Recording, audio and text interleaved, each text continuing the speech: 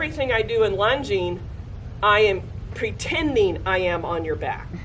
And so I'm going to feed you way out and take you through the ravines because I'm pretending I'm riding you.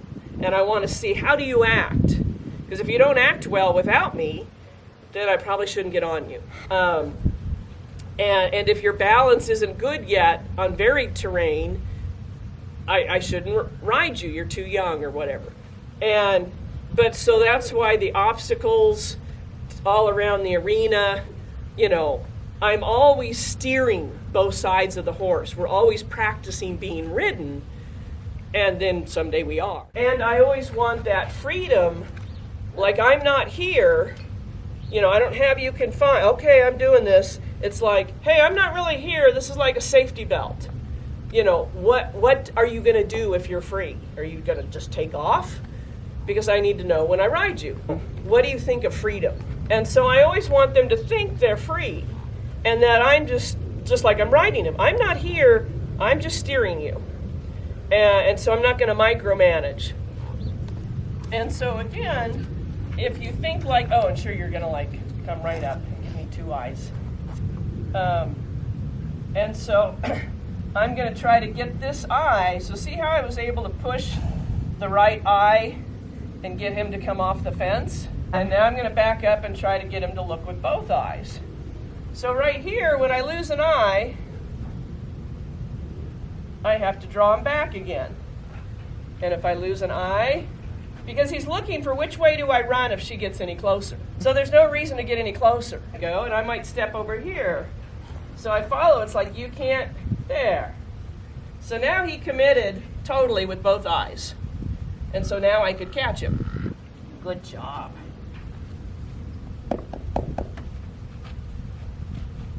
And again, when I leave, I'm going to try to come and get that eye back. Because he feels the safety is one eye's looking for the way out, and one eye's keeping an eye on Sue. And so I can just follow both eyes. Good.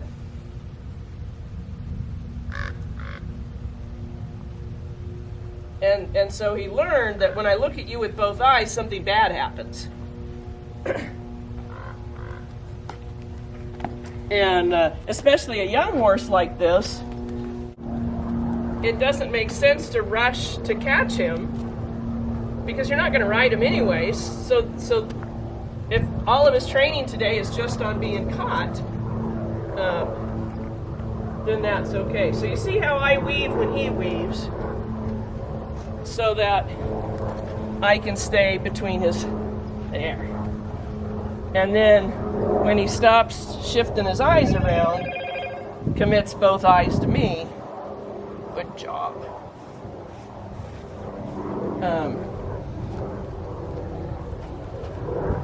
And same, I'll work on giving to a feel where he doesn't try to run off. Now I'll see if I can draw him back. So you see how he doesn't draw at all. He just leaves.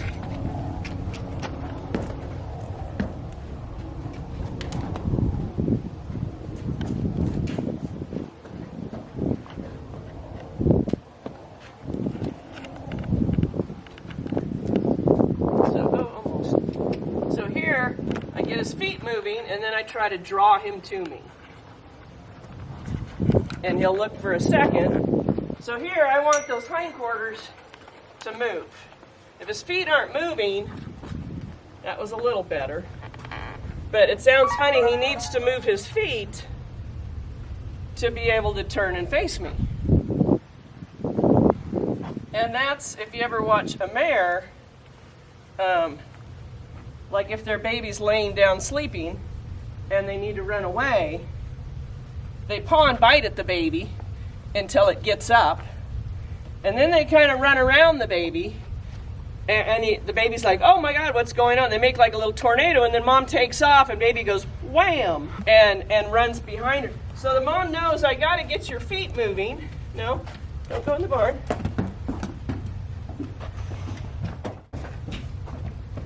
Good. As I try to get him to commit more to really stepping, good job.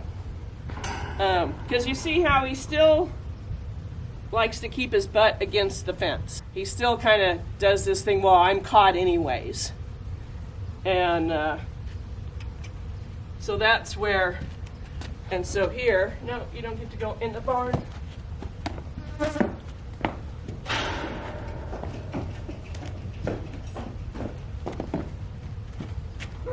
So again, you saw right there where he just pushed right through my pressure. It's more important, get off the fence. So here I have to get, see how he's guarding his right eye? I have to get way over here, or he's just going to spin back the other way. But I have to catch him before he gets in the barn. So until I can get this right eye, if I approach him, he's just going to spin there. There.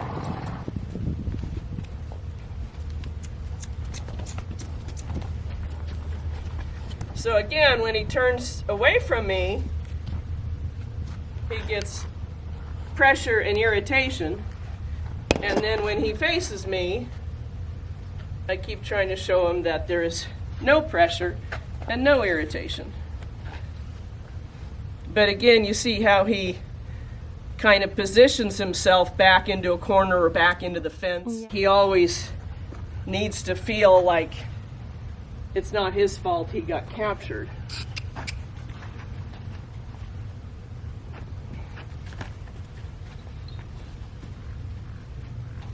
That's a little better.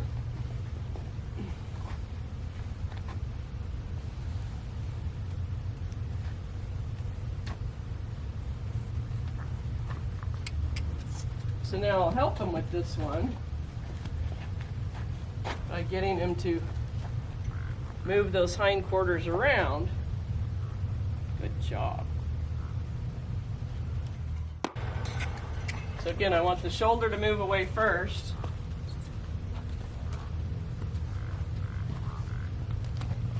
And like I'm using the door kind of like a magnet, as soon as he straightens out to the door, I can add a little bit of rope to encourage him to just face up.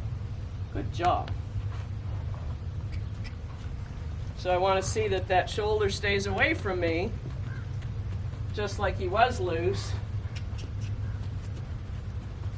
And see, just the weight of that rope, now he's keeping his head tipped towards me instead of looking in the barn. Good boy.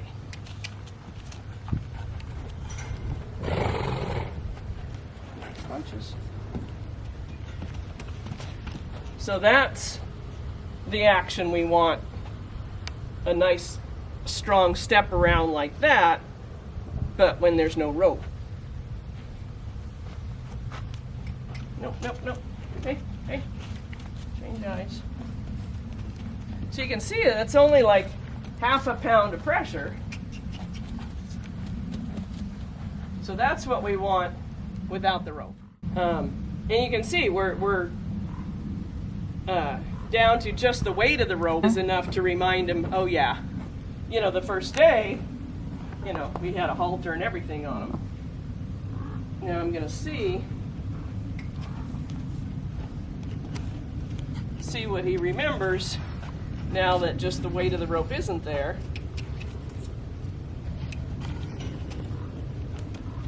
Let's see if we can draw him around.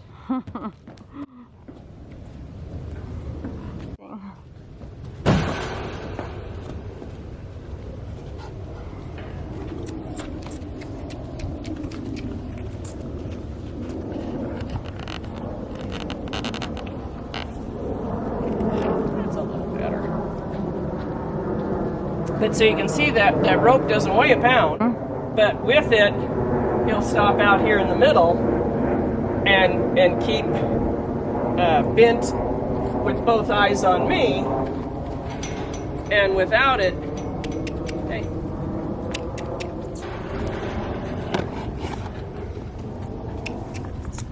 So like there, when he saw that rope,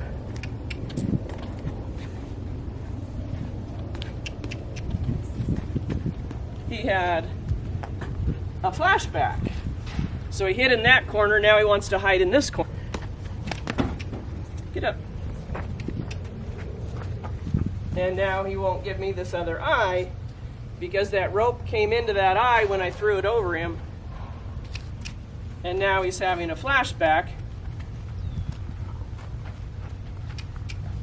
Good boy. Good decision. There. Good job. And so that's a great example. Just when I tossed that lead rope and it came and he saw it in that eye and he diverted right back to how he was the day he came. He had a flashback and then I couldn't get either eye and he's hiding in both corners.